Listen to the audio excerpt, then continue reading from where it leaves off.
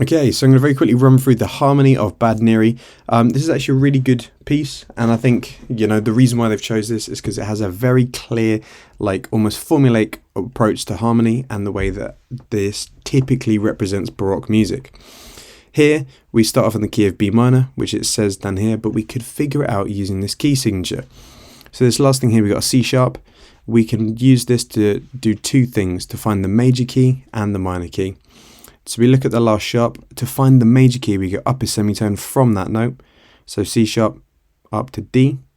To find the minor key, we have the C sharp, and then we could bring it down to the next line below it, which would be this B.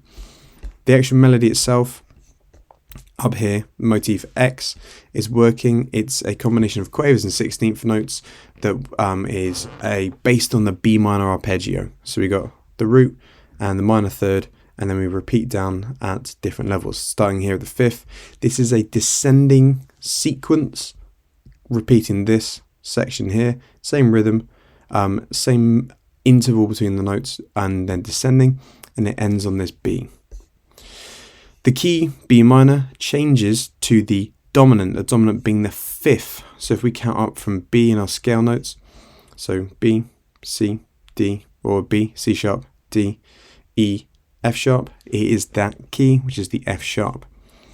So here we go all the way through, briefly modulating in bar 6 to A major, F sharp minor in bar 8, and then when we get down here, we end the whole section in F sharp minor, stay in this key, moving all the way to the end.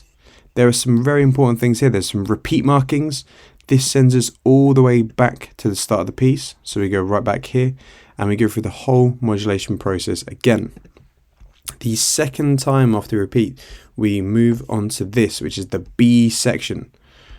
This is actually in the key of F sharp minor. We briefly modulate to E minor. So these are some really good things to write down on your score. So you have this, so that if you get asked a question, I think one of the questions on your exam was, we are now in F sharp minor. What other keys does it modulate to? We could say it's E minor. We also have D major where it stays for a while, outlined with this imperfect cadence, and then moving on to G major, D major at the end. Again, the key thing about this is there's only two types of cadence in this piece. There is either perfect cadence, 5/1, or imperfect cadence, most of which are going to be any other chord going to 5. In this case, it's very common that it's chords 2 to 5. So we've got 5/1 there. As we go through, we've got imperfect cadence 2 to 5, perfect cadence 5/1.